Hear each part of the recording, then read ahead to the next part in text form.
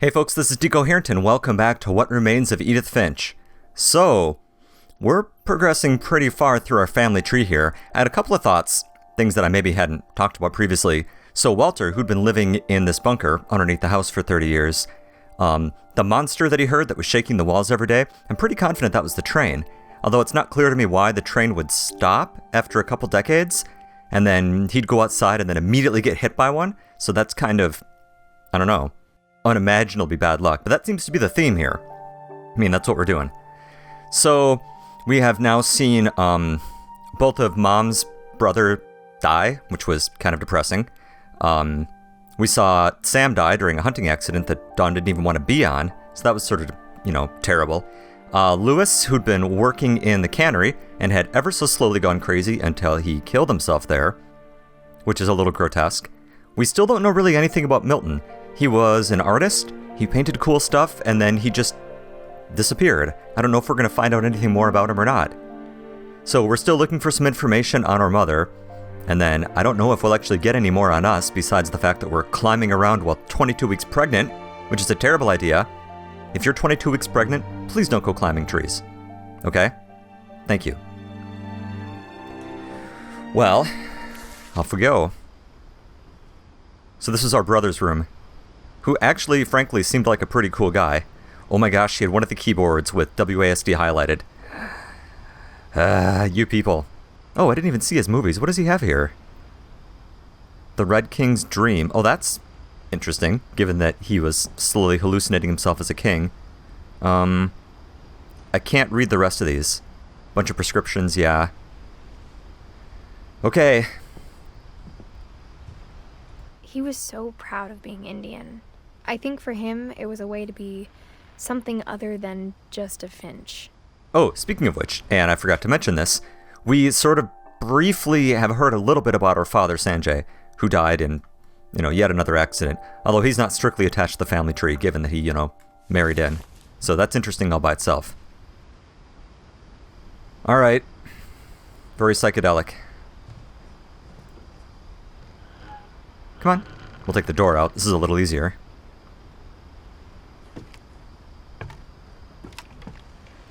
Very pretty. Yeah. And there's the house. The house that they brought with them from the old world. Literally. Alright. On the way back from Lewis's funeral, my mom told me to start packing. She waited until the day before we left to tell Edie. I'm not sure if she wanted to make it easier or harder. Yeah, I can see that, given that Edie's lived here forever. Making memorials to all the family members who have died here. That would be tough to leave. Even full of crazy, it would be tough to leave. I wish we'd stayed. Really? Complete with, stacks of missing persons reports? But I understand why we left. Yeah, there's a lot going on here. Packing peanuts. So who stayed up here? Was this Edith, Mom? Yep. Was this where Dawn stayed? Hence the giant stacks of missing persons reports? My mom ended up leaving everything behind. Yeah, I see that. To Teach to Learn, yep. There's her book. Disaster Relief, yep. That's where Dad got killed. Was doing relief work. What else do we have in here? Happy 90th birthday, that's for Edie. And there's Mom, yep. What happened that night had been coming for a long time. Maybe it should have come sooner.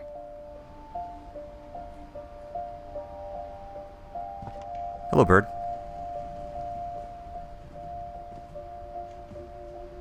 Oh, the kite. But it had to end one way or another. All that's left now is to tell you about that last night. Okay. Oh, look, look at all these things are from, or many of these things are from places we've seen earlier. Spaceman Yep, we've got the birds. Edie was big into that. You know, the various toys. This is the jellyfish. There's the house. Norwegian folk tales. All right. Here we are, home at last.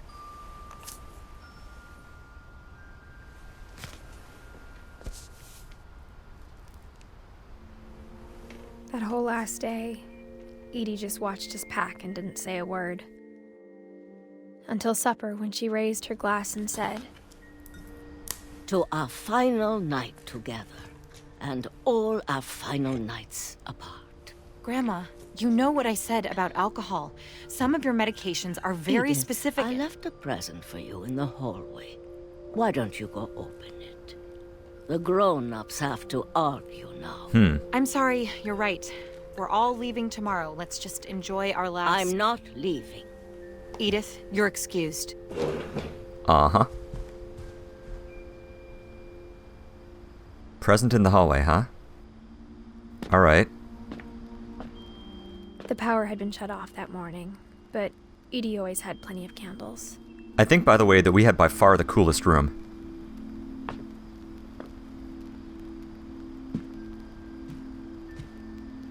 When my mom sealed the library, I don't think she knew about the other entrance. Or that Edie had a key to it. Oh, cool. Again, I love the secret passages in this place. Wait, I didn't miss something, right? Hold on just a second. I just want to make sure that I didn't miss anything sitting around. I have missed things. Okay, well, I can't go back, so I must not have. I have missed things in the past. So... really can't go back out, huh? Okay. That's fine. The thing you're afraid of isn't going to end when you leave the house. Edith has a right to know these stories. My children are dead because of your stories. That's a little harsh. Why is there a bed in here? I think it's best if Edith and I leave tonight.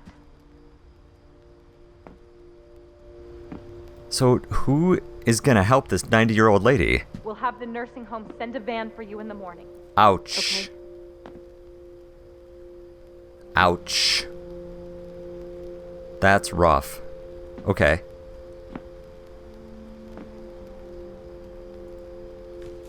History of the Finches by Edith Finch.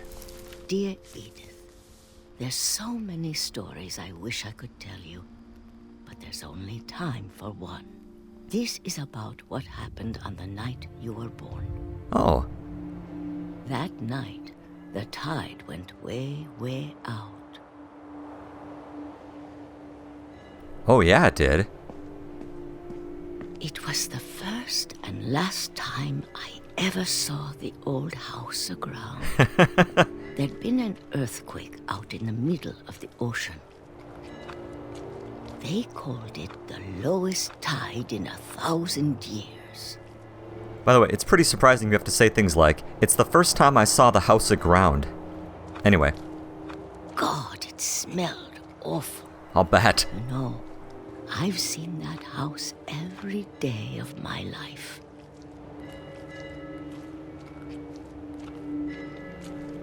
Never been out to it, huh? But I never thought I'd go back to it. When the fog rolled in, I lost my way.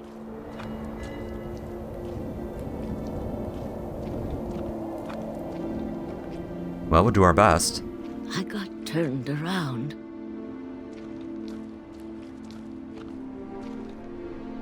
This doesn't look right. This isn't right at all. What? Where are we?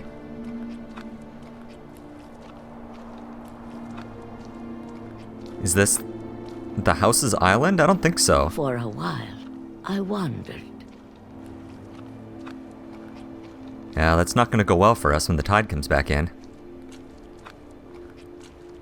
I started seeing things. Oh. There's the buck from the hunting accident.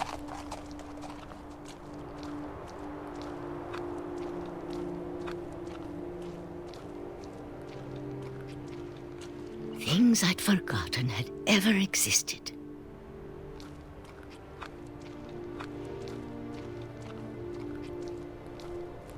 Is this... But when I saw them, they felt like old friends. I don't know whose bed that is. I'm sorry. That night, a lot of things came back to me. Oh, here we go. Is this house debris? I think it is. Or maybe I came back to them. Here we are.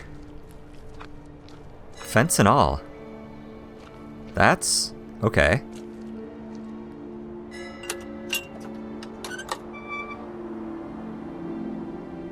Things I can't explain, but that I need you to try and... Edith, what are you doing in here? Hey! It's mine. Edith! Mom, you're gonna rip it. Let go. Don't...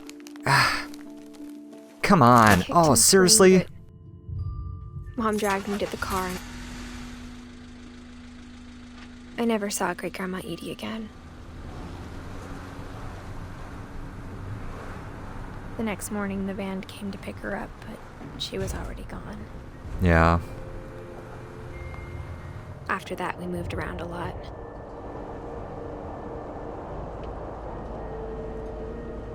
I think everyone's done this when driving in a car. We both tried to make the best of it. Whee!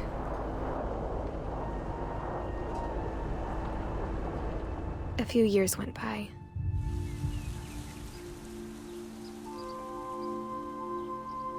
Oh, cool. My mom didn't like to talk about it. But she started getting sick a lot. Uh-oh. The rest happened pretty quickly. She got better for a while, and then she didn't. And then I was alone. The last Finch left alive.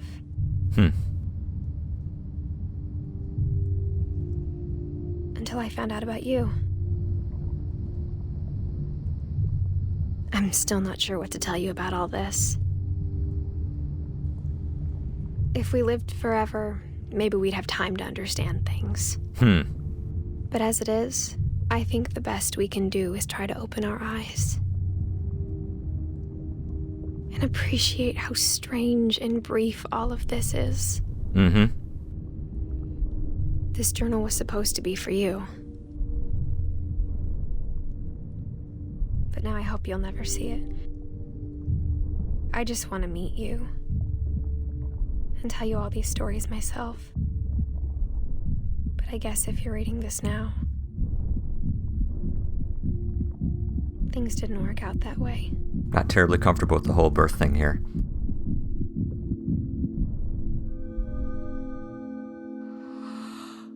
This is where your story begins. I'm sorry I won't be there to see it. It's a lot to ask, but I don't want you to be sad that I'm gone. I want you to be amazed that any of us ever had a chance to be here at all. Good luck.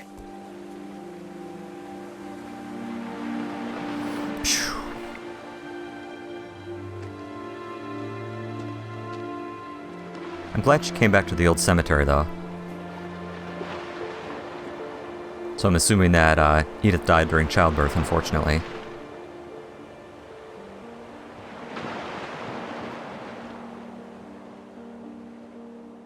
Wow, that was pretty cool. That was pretty cool. I find it a little frustrating that we never find out Edie's story. Like, especially because we get to the house and mysterious things happen and then Mom shows up and kind of ruins the whole thing. Especially because we ended up with the right half of the journal. You may have noticed that we were the one who had the all the unread pages, so that would have been nice. Beyond that, I don't know, man. This is pretty cool. Dark, a lot darker at times than I expected. I mean, these are clearly not happy stories, but even so, like, watching an infant drown from its perspective, that's a hell of a thing. There's no way around it. Still, though, this was great. I enjoyed this story quite a bit. I'm glad I finally got around to playing this. I think that this was very well written. The voice acting was phenomenal, especially Edith. I think that really carried the story forward. I really enjoyed how each person had their own separate style, I guess. Like, as we were playing along, you know, as we saw each person's story, we had these different art styles. We had different things to do. You know, either we were running around transformed into an owl and stuff and then a monster, or we were, inside a comic book, which I think was the coolest by far. I just thought it was really neat that each story was told in its own way. The photography during the hunting trip, stuff like that. So that was pretty great. I think this was extremely well done. And so we come to the conclusion here as well. So I hope that you've enjoyed this as much as I have. Thanks for watching, and I will see you next time.